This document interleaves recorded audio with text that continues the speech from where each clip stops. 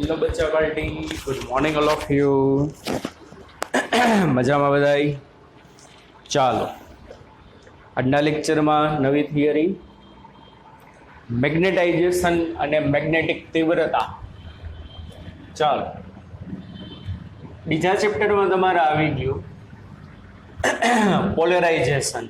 એવી રીતે અહીંયા આવશે મેગ્નેટાઇઝેશન. બીજા ચેપ્ટરમાં તમે ભણી ગયા પોલેરાઇઝેશન. પોલેરાઇઝેશન એટલે શું યાદ છે છોકરાઓ? સેકન્ડ ચેપ્ટરમાં આવતું બે પદાર્થના ડાઇલેક્ટ્રિક પદાર્થ આવતા, ધ્રુવીય અને અધ્રુવીય.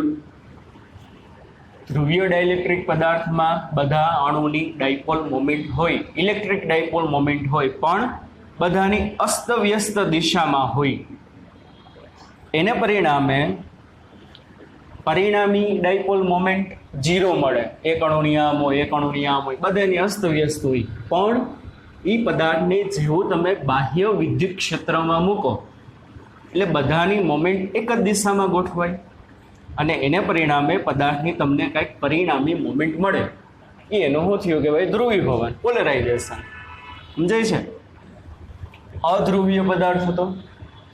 અધ્રુવીય પદાર્થ એટલે શું? એના અણુની ડાયપોલ મોમેન્ટ હોય જ નહીં. પોઝિટિવ અને નેગેટિવ આયન એકબીજા ઉપર સંપર્ક થઈ ગયા હોય. પણ જેવો તમે અધ્રુવીય આયનને તમે બાહ્ય ક્ષેત્રમાં મૂકો એટલે એમાં ડાયપોલ મોમેન્ટ ક્રિએટ થાય, પ્રેરિત થાય. એનું ધ્રુવીભવન થયું કહેવાય. તો એવી રીતે આપણે આવશે મેગ્નેટાઇઝેશન. જેવી રીતે એમાં ધ્રુવીભવન હતું. ધ્રુવીભવન એટલે કંઈક તમારે ડાયપોલ મોમેન્ટ એમાં પ્રેરિત કરવાની, બરોબર? તો એવી રીતે આમાં આવશે મેગ્નેટાઇઝેશન. What is magnetisation?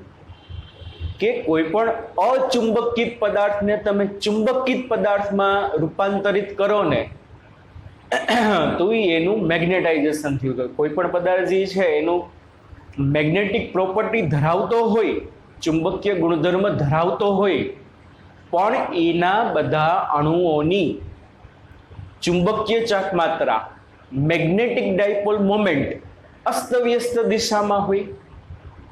હવે એ પદાર્થને તમે બાહ્ય ચુંબકીય ક્ષેત્રમાં મૂકો તો એ બધા અણુઓની મેગ્નેટિક મોમેન્ટ કોઈ એક જ દિશામાં ગોઠવાય. તો પરિણામી કંઈક ચુંબકીય ચાકમાત્રા આવે તો પદાર્થનું પોતાનું કંઈક પરિણામી ચુંબકીય ક્ષેત્ર મળે. સમજાય છે? તો આ ઘટનાને શું થયું કહેવાય? મેગ્નેટાઇઝેશન. શું થયું કહેવાય? મેગ્નેટાઇઝેશન. ચાલો, તો મેગ્નેટાઇઝેશન માટે આપણે જુઓ, દાખલા તરીકે મારા પાસે આ કોઈ એક પદાર્થ છે, બરોબર? એનો આ અણુ છે, એની મેગ્નેટિક મોમેન્ટ આ દિશામાં છે. આ અણુ છે, એની મેગ્નેટિક મોમેન્ટ આ દિશામાં છે. આ અણુ છે, એની મેગ્નેટિક મોમેન્ટ આ દિશામાં છે. આ અણુ છે, એની મેગ્નેટિક મોમેન્ટ આ દિશામાં છે. આ અણુ છે, એની મેગ્નેટિક મોમેન્ટ આ દિશામાં છે. એટલે બધા અણુની ચુંબકીય ચાકમાત્રા અલગ અલગ દિશામાં હશે.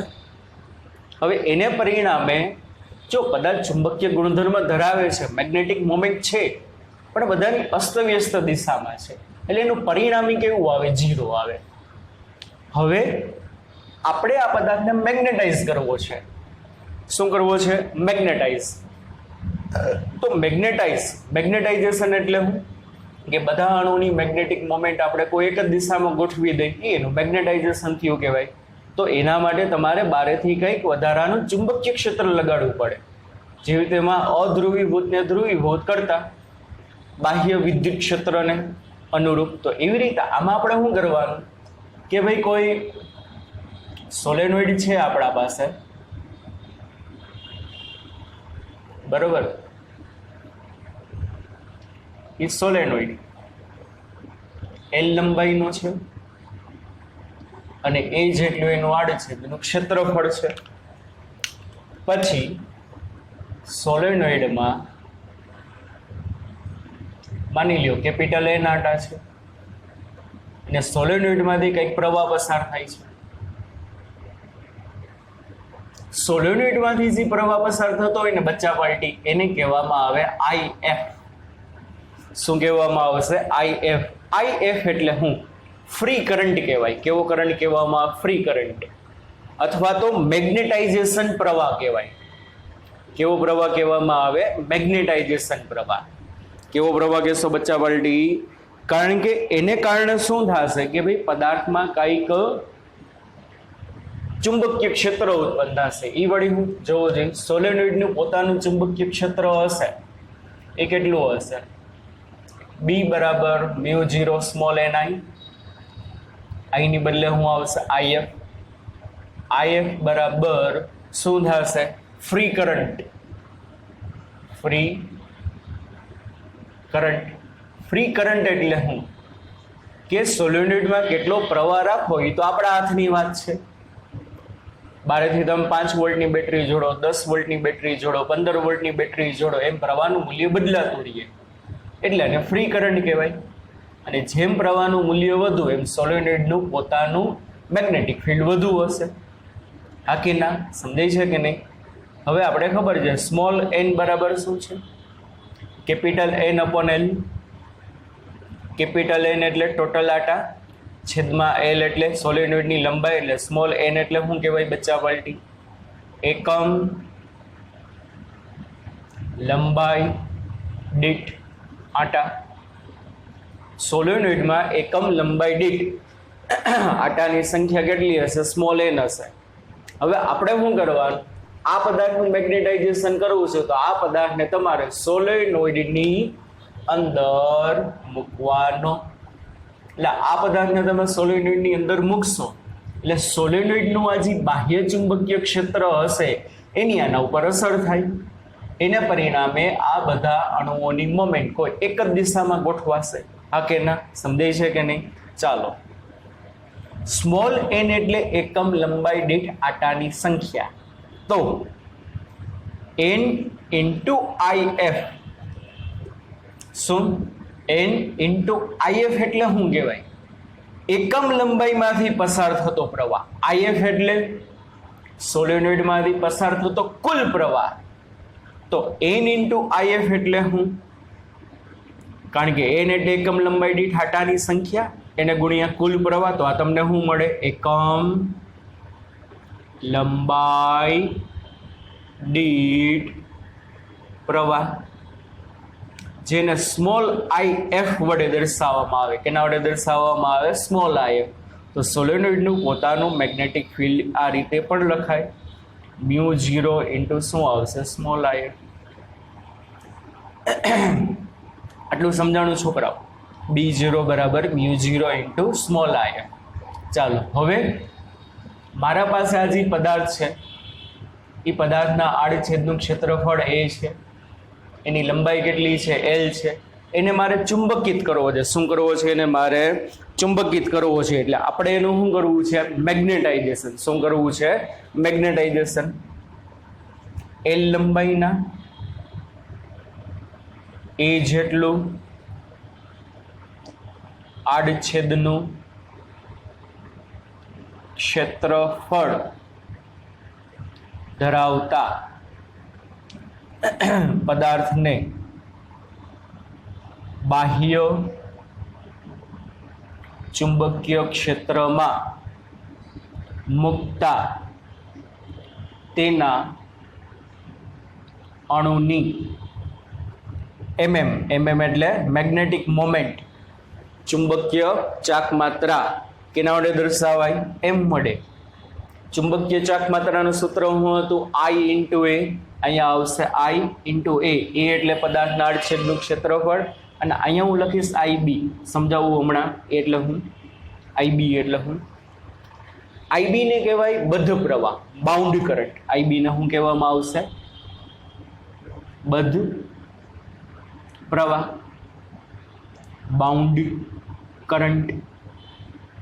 યાદ કરો છોકરાઓ, ધ્રુવીભવનમાં તમારે આવતું ડાઇલેક્ટ્રિક સ્લેબ તમે બે પ્લેટ વચ્ચે મૂકો ને, કેપેસિટરની બે પ્લેટ વચ્ચે, એટલે એ પદાર્થનું પોતાનું કંઈક વિદ્યુત ક્ષેત્ર આવે. એ પદાર્થનું પોતાનું કંઈક વિદ્યુત ક્ષેત્ર હોય, એને પરિણામે પદાર્થની સપાટી ઉપર કંઈક વિદ્યુત ભાર જમા થાય. એને તમે બધ વિદ્યુત ભાર કહેતા, અને એની પૃષ્ઠ ઘનતાને તમે સિગ્મા બી કહેતા. યાદ હોય તો શું કહેતા તમે એને? સિગ્મા બી. તો હવે શું થશે? આ પદાર્થનું મેગ્નેટાઇઝેશન થશે ને. હવે પહેલા તો કેવો મેગ્નેટિક મોમેન્ટ કોને કારણે હશે? એના અણુઓના ઇલેક્ટ્રોનના ભ્રમણને કારણે. શું હશે? એના અણુઓની ઇલેક્ટ્રોનના ભ્રમણને કારણે. પણ જેવો આ પદાર્થ બાહ્ય ચુંબકીય ક્ષેત્રમાં મૂકો એટલે બધા અણુની મોમેન્ટ આ દિશામાં ગોઠવાશે, કોઈ એક જ ચોક્કસ દિશામાં. એને પરિણામે બધા ઇલેક્ટ્રોનની અણુઓની જે પ્રવાહની દિશા છે કોઈ એક જ દિશામાં આવે. આમાં તો પરિણામી 0 થઈ જાય. આનું આમ, આનું આમ, આનું આમ, આનું આમ, આનું આમ, તો એનો પોતાનો પ્રવાહ 0 હોય. એટલે પદાર્થને જેવો તમે બાહ્ય ચુંબકીય ક્ષેત્રમાં મૂકો એટલે એના બધા અણુઓના ઇલેક્ટ્રોનનો ભ્રમણ કોઈ એક જ દિશામાં થાય. એને પરિણામે કાંઈક પદાર્થનો પોતાનો પ્રવાહ આવે. એ પદાર્થના પોતાના પ્રવાહને બદ્ધ પ્રવાહ કહેવાય, અથવા તો એને પ્રેરિત પ્રવાહ પણ કહેવામાં આવે. કેવો પ્રવાહ કહેવામાં આવે? પ્રેરિત પ્રવાહ. બરોબર. તો આ પદાર્થની પોતાની મેગ્નેટિક મોમેન્ટ છે તો પદાર્થનો પોતાનો પ્રવાહ લેવો પડે. એને ગુણ્યા શું થશે? એનો આડછેદનું ક્ષેત્રફળ. તો પદાર્થમાં આટલી ડાયપોલ મોમેન્ટ પ્રેરિત થાય. એમ સદિશ is equal to IB into A જેટલી કેટલી ઉત્પન્ન થશે? એમ સદિશ is equal to IB into A જેટલી. પહેલા આટલું સમજાણું છોકરાઓ. ચાલો હવે મેગ્નેટાઇઝેશન એટલે શું? મેગ્નેટાઇઝેશન જેવી રીતે પોલેરાઇઝેશન હતું. પોલેરાઇઝેશન એટલે શું?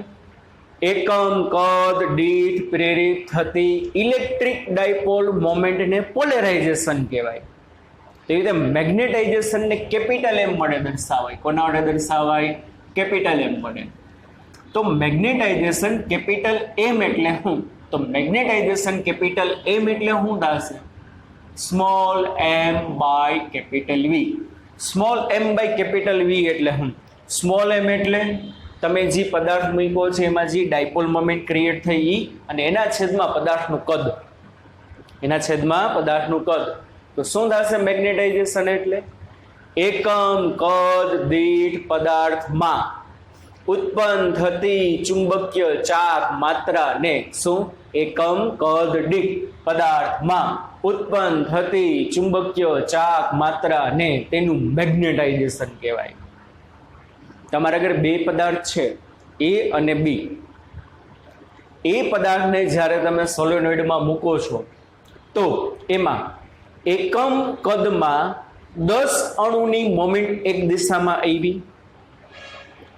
એ પદાર્થને બારે કાઢીને આની અંદર તમે B પદાર્થ મૂકો છો તો એમાં એકમ કદમાં 20 અણુની મોમેન્ટ એક જ દિશામાં આવી. તો મેગ્નેટાઇઝેશન કોનું વધુ થયું કહેવાય? એનું કે બીનું? તો કે બીનું. શા માટે? કારણ કે એ પદાર્થમાં એકમ કદમાં 10 અણુની મોમેન્ટ એક જ દિશામાં ગોઠવાણી. બી પદાર્થમાં એકમ કદમાં 20 અણુની મોમેન્ટ એક જ દિશામાં ગોઠવાણી. તો એ પદાર્થ ઓછો ચુંબકિત થયો હશે, બી પદાર્થ વધુ ચુંબકિત થયો હશે કારણ કે 20 અણુ એક જ દિશામાં આવ્યા. હા કે ના? સમજાય છે કે નહીં? એટલે બી પદાર્થનું મેગ્નેટાઇઝેશન વધુ કહેવાય, એ પદાર્થનું મેગ્નેટાઇઝેશન ઓછું કહેવાય. સિમ્પલ.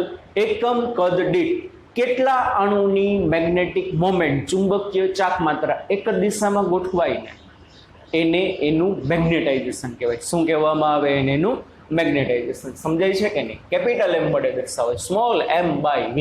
ચાલો, શું છે મેગ્નેટાઇઝેશન? m બરાબર small m by V. Small m એટલે શું? IB ઇન્ટુ A છેદમાં V એટલે પદાર્થનું કદ, ક્ષેત્રફળ A છે, લંબાઈ L છે એટલે શું આવશે? લંબાઈ ગુણ્યા ક્ષેત્રફળ. ક્ષેત્રફળ કેન્સલ એટલે IB upon L. IB અને IB વડે પણ દર્શાવાય અથવા તો સ્મોલ m બરાબર IM ઇન્ટુ A. IM એટલે જે પદાર્થનું મેગ્નેટાઇઝેશન થયું હોય એમાં જે પ્રવાહ પ્રેરિત થાય એને મેગ્નેટાઇઝેશન પ્રવાહ કહેવાય. કેવો પ્રવાહ કહેવામાં આવે? એને મેગ્નેટાઇઝેશન પ્રવાહ. સમજાય છે કે નહીં? એટલે m બરાબર IB upon L. એકમ લંબાઈ દીઠ બદ્ધ પ્રવાહ. શું કહેવાશે આને? એકમ લંબાઈ દીઠ બદ્ધ પ્રવાહને મેગ્નેટાઇઝેશન. બે વ્યાખ્યા થાય. એકમ કદ દીઠ પ્રેરિત થતી ચુંબકીય ચાક માત્રાને મેગ્નેટાઇઝેશન કહેવાય. બીજું સૂત્ર એકમ લંબાઈ દીઠ બદ્ધ પ્રવાહને, બદ્ધ પ્રવાહ કહેવાય, મેગ્નેટાઇઝેશન પ્રવાહ કહેવાય. તો કેપિટલ M બરાબર એકમ લંબાઈ દીઠ બદ્ધ પ્રવાહ એટલે સ્મોલ IB વડે દર્શાવાય. જેવી રીતે અહીંયા IF એટલે કુલ પ્રવાહ હતો, સ્મોલ IF એટલે શું હતો? એકમ લંબાઈ દીઠ પ્રવાહ સોલેનોઇડનો. તો એવી રીતે પદાર્થનો એકમ લંબાઈ દીઠ જે પ્રવાહ હોય ને, અને પદાર્થમાં જે પ્રવાહ ઉત્પન્ન થયો એને આપણે બદ્ધ પ્રવાહ કહીએ છીએ, અથવા તો એને મેગ્નેટાઇઝેશન પ્રવાહ કહેવાય. તો કેપિટલ M બરાબર સ્મોલ IB અથવા તો સ્મોલ IM પણ લખાય. શું લખાય? સ્મોલ IB અથવા તો સ્મોલ IM. તો એમ કહી શકાય બચ્ચા પલટી, મેગ્નેટાઇઝેશનનો એકમ શું થાય? મેગ્નેટાઇઝેશન M બરાબર IB upon L. IB એટલે પ્રવાહ, L એટલે લંબાઈ, એટલે શું થશે? Ampere per metre. શું થશે? Ampere per meter. ધેરફોર મેગ્નેટાઇઝેશનની dimension formula ampere per meter, mass 0, length એકવાર પણ છેદમાં એટલે -1 એમ્પિયર. એમ્પિયર એટલે Q બરાબર IT. Q બરાબર IT. તો I બરાબર Q/T. I બરાબર શું થશે? Q/T. અથવા તો તમે એમને મેં લખી શકો M0, L-1, T0 અને A1. બરોબર. આ શું થશે? એનું પારિમાણિક સૂત્ર. કોનું? તો કે મેગ્નેટાઇઝેશન. એકમ એમ્પિયર પર મીટર, પારિમાણિક સૂત્ર આવું થશે. ચાલો, પદાર્થનું મેગ્નેટાઇઝેશન થઈ ગયું, આ સમજાણું આટલું. તો હવે સોલેનોઇડની અંદર બે પ્રકારના ચુંબકીય ક્ષેત્ર હશે. એક સોલેનોઇડનું પોતાનું, અને પદાર્થ હવે ચુંબકિત થઈ ગયો તો પદાર્થનું પોતાનું પણ ચુંબકીય ક્ષેત્ર આવે. તો તમે એમ કહી શકો શું? સોલેનોઇડમાં ઉત્પન્ન થતું કુલ ચુંબકીય ક્ષેત્ર એને આપણે B કહી દઈએ. સોલેનોઇડનું પોતાનું એટલે BS પ્લસ પદાર્થનું, પદાર્થ એટલે મટીરિયલ, હા કે ના? તો સોલેનોઇડનું પોતાનું કેટલું છે? μ0 સ્મોલ I.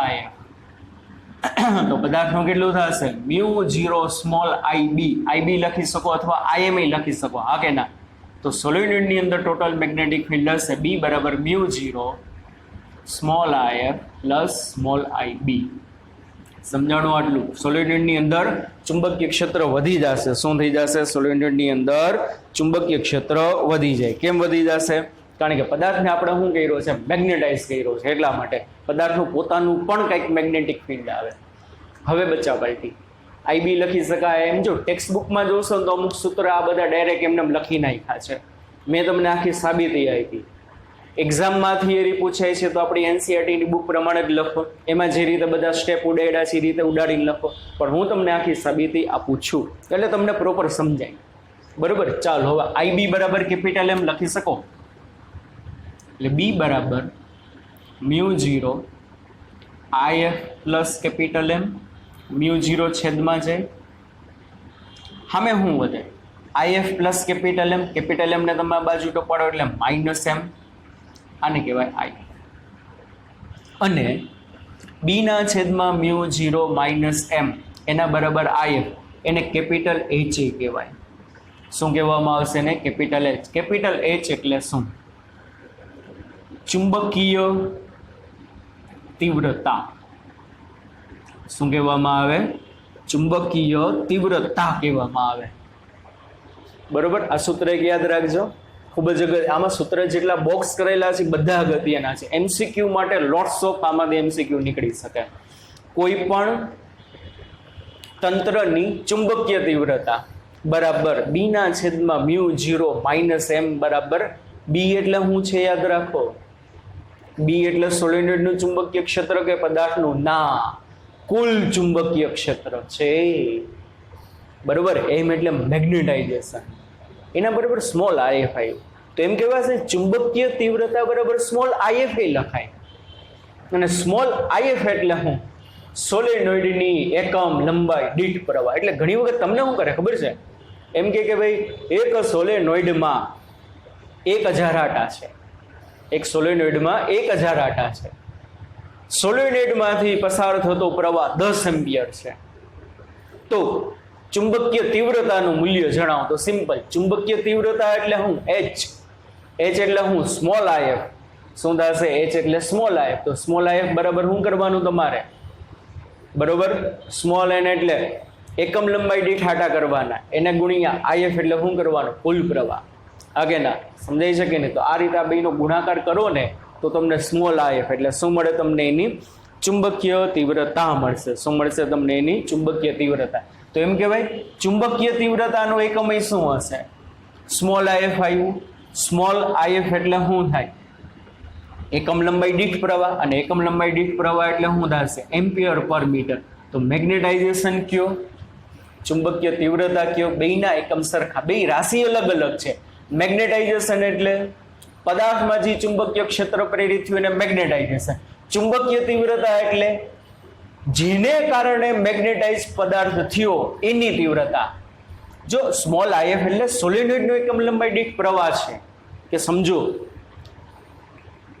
એને કારણે પદાર્થ ચુંબકિત થયો છે. હા કે ના? સમજાય છે કે નહીં? તો ચાલો આ ફોર્મ્યુલા તમે આમે લખી શકો. માટે B બરાબર μ0, IF ની બદલે કેપિટલ H, IB ની બદલે કેપિટલ M, એટલે B બરાબર μ0 H પ્લસ M. શું થશે? B બરાબર μ0 H પ્લસ M. ચાલો હવે એમ કહી શકાય કે જો ચુંબકીય તીવ્રતા બહુ પ્રબળ ન હોય તો મેગ્નેટાઇઝેશન છે ને ચુંબકીય તીવ્રતાના સમપ્રમાણમાં હોય. આવું તમારે પોલેરાઇઝેશનમાં આવતું. જો બાહ્ય વિદ્યુત ક્ષેત્ર બહુ પ્રબળ ન હોય તો પોલેરાઇઝેશન ક્ષેત્રના સમપ્રમાણમાં હોય. ત્યાં પોલેરાઇઝેશન થયું ક્ષેત્રને કારણે, અહીંયા મેગ્નેટાઇઝેશન થયું ક્ષેત્રને કારણે, પણ કયા ક્ષેત્રને કારણે? ચુંબકીય ક્ષેત્રને કારણે. તો મેગ્નેટાઇઝેશન Hના સમપ્રમાણમાં હોય. એટલું યાદ રાખજો, ક્ષેત્ર બહુ પ્રબળ ના હોવું જોઈએ. આપણે એમ કહીએ છીએ કે જો જેમ જેમ જેમ જેમ તમે IF વધારતા જાઓ એમ શું થવાનું? ચુંબકીય તીવ્રતા પ્રબળ થાય. અને જેમ ચુંબકીય તીવ્રતા પ્રબળ ને એમ પદાર્થનું મેગ્નેટાઇઝેશન વધુ થાય, પણ અમુક હદ લગી.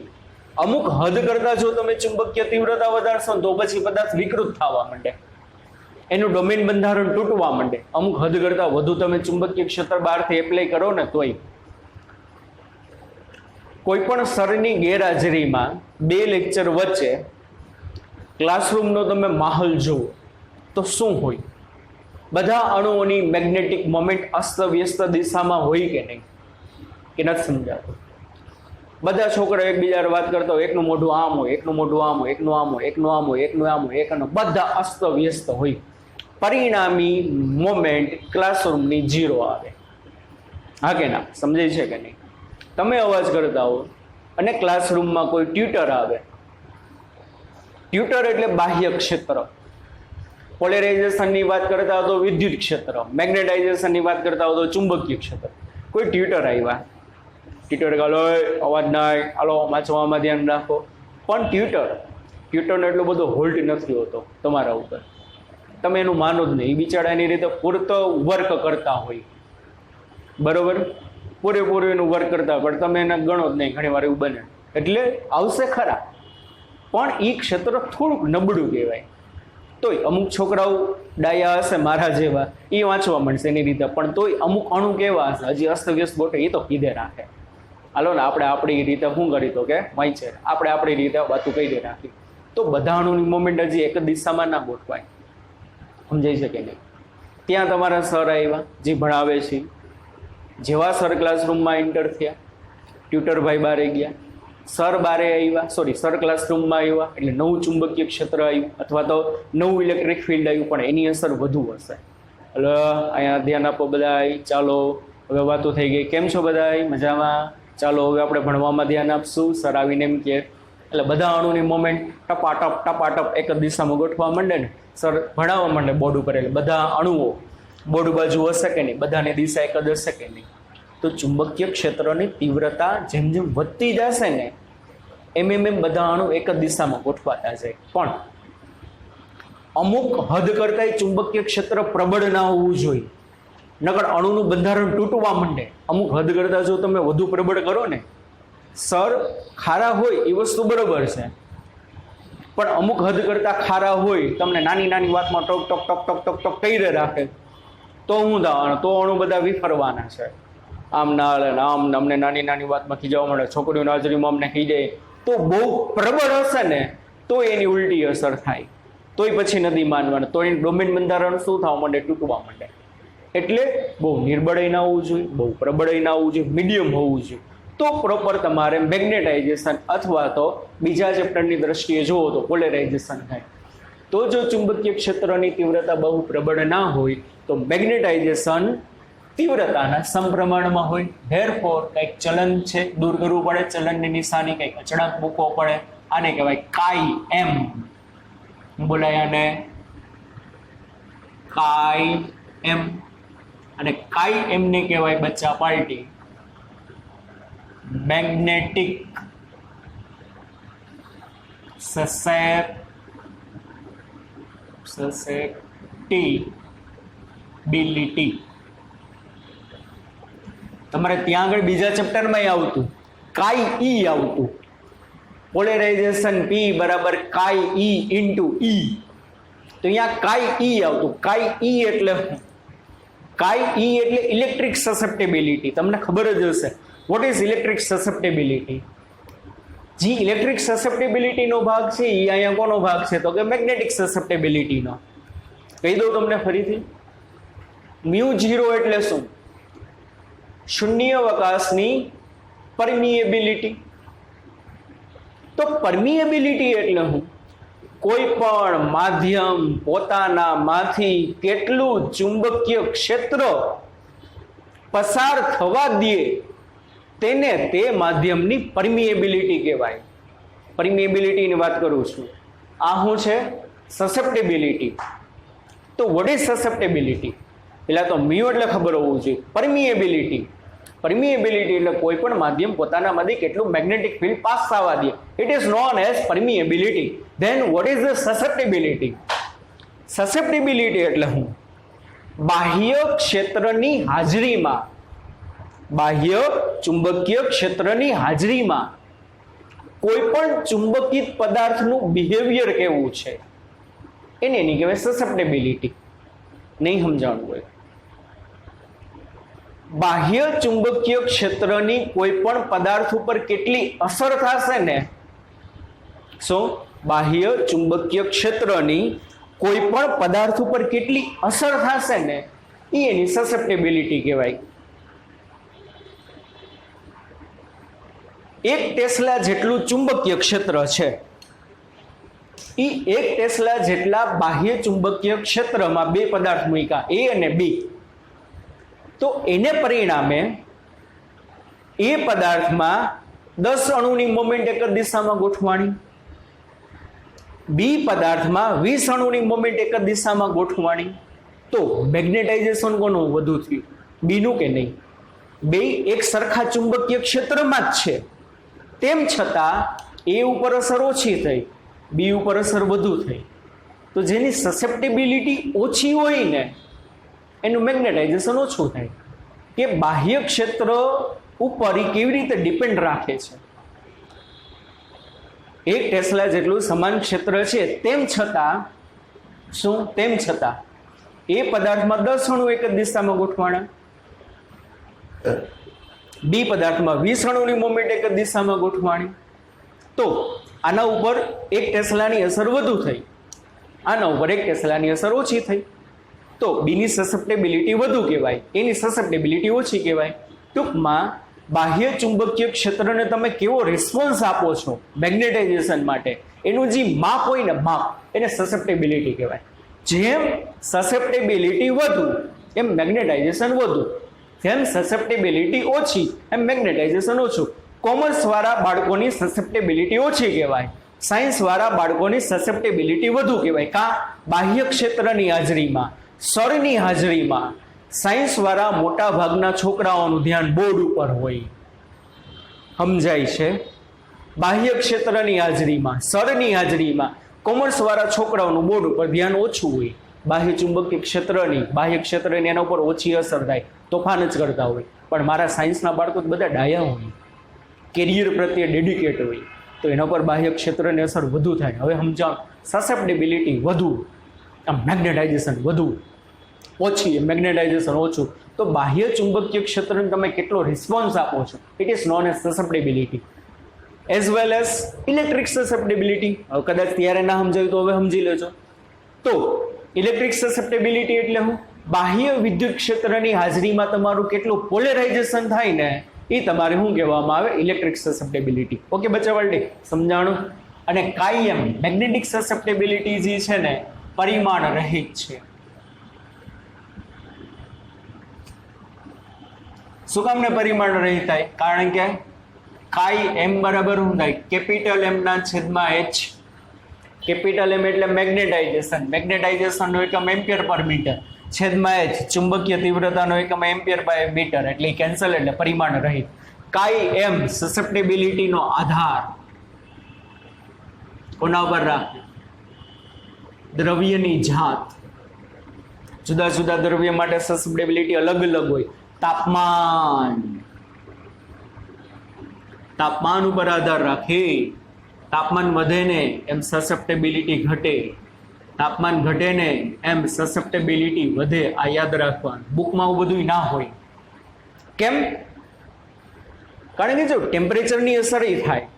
આપણે 11મા ધોરણમાં આવી ગયું, કોઈ પણ તાપમાને અણુઓના ઉષ્મીય દોલનો થતા હોય. અણુ પાસે 3/2 કેબીટી જેટલી ઉર્જા હોય.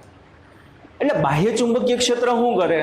અણુ આમ હોય ને તો એને આમ ગોઠવવાની ટ્રાય કરે બાહ્ય ક્ષેત્રની દિશામાં. પણ તાપમાનને કારણે અણુ દોલન કરતો ઢીંગ ઢીંગ ઢીંગ ઢીંગ ઢીંગ ઢીંગ ઢીંગ, તો બાહ્ય ચુંબકીય ક્ષેત્ર બિચારા એને આમ ગોઠવ્યું હોય ને તો તાપમાન તમે વધારો ને તો એના પથમાંથી વિચલિત થઈ જાય. કે નથી સમજાતું?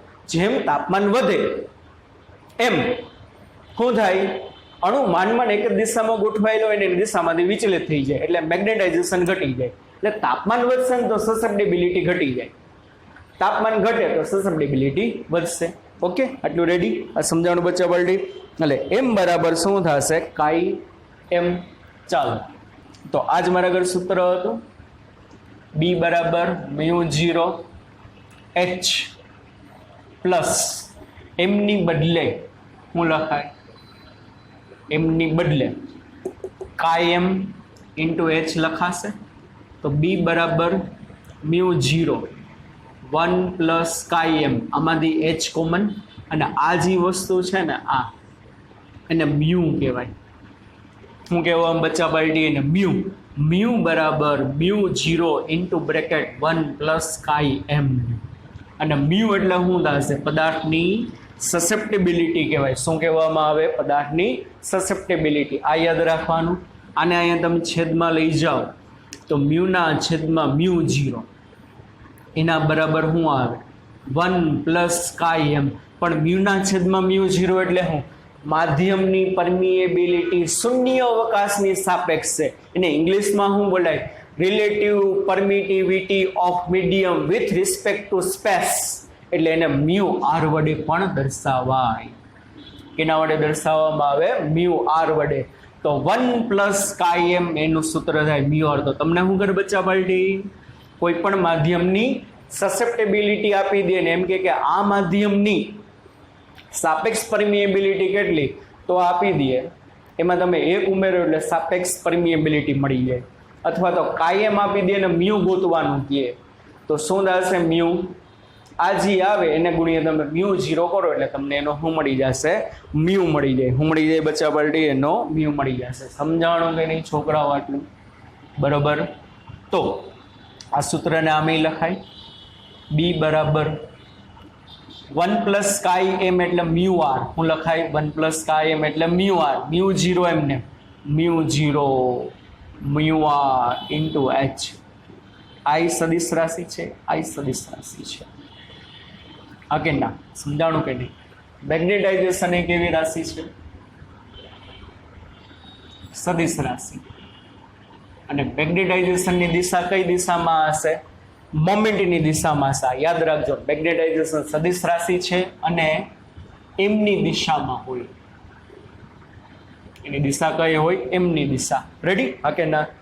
બીજું આપણે આગળ આવશે અને પછીની થિયરીમાં જે પદાર્થનો કાઈ એમ પોઝિટિવ હોય ને એને કહેવાય પેરામેગ્નેટિક પદાર્થ. થોડું ઘણું કેમિસ્ટ્રીમાં આવ્યું હશે, આપણે બહુ ડિટેલમાં આવશે. એને કહેવાય પેરામેગ્નેટિક પદાર્થ. પેરામેગ્નેટિક પદાર્થમાં બાહ્ય ચુંબકીય ક્ષેત્રની તીવ્રતા અને મેગ્નેટિક મોમેન્ટ એક જ દિશામાં હોય. આવશે. જે પદાર્થનો કાયમ ઋણ હોય ને એને ડાયામેગ્નેટિક પદાર્થ કહેવાય. કેવો કહેવાય? ડાયા. અને ડાયામેગ્નેટિક પદાર્થમાં બાહ્ય ક્ષેત્ર અને પદાર્થની મેગ્નેટિક મોમેન્ટ પરસ્પર વિરુદ્ધ દિશામાં આવશે. ડિટેલમાં ત્યારે આપણે વાત કરીશું. અને મેં તમને અહીંયા ડિટેલમાં સૂત્ર સહિત કરાવ્યું. આપણી ટેક્સ્ટ બુકમાં ઘણી બધી ફોર્મ્યુલા ડાયરેક્ટ લખેલી છે. અને હજી એક બીજી વસ્તુ કહું છું, આઈબીની બદલે તમે આઈએમ પણ લખી શકો. મેગ્નેટાઇઝેશન પ્રવાહ હું લખી શકો સ્મોલ આઈએમ એટલે એકમ લંબાઈ દીઠ મેગ્નેટાઇઝેશન પ્રવાહ. આ સૂત્ર આમે લખાય કે નહીં? બી બરાબર μ0. સ્મોલ આઈએફ ની બદલે હું લખાય કેપિટલ એન આઈએફ. તો આઈબી ની બદલે હું લખાય કેપિટલ એન કેપિટલ આઈબી.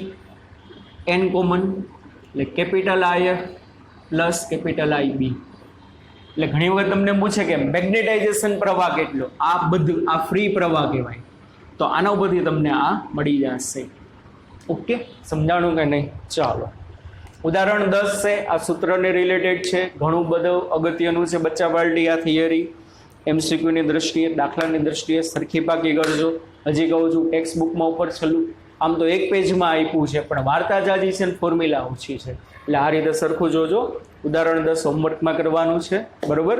એટલે લેક્ચરમાં એટલું રાખી છોકરાઓ. ચલો, bye bye, take care, C you then. ધ્યાન રાખજો બધાએ, સરસ સરસ ભણજો.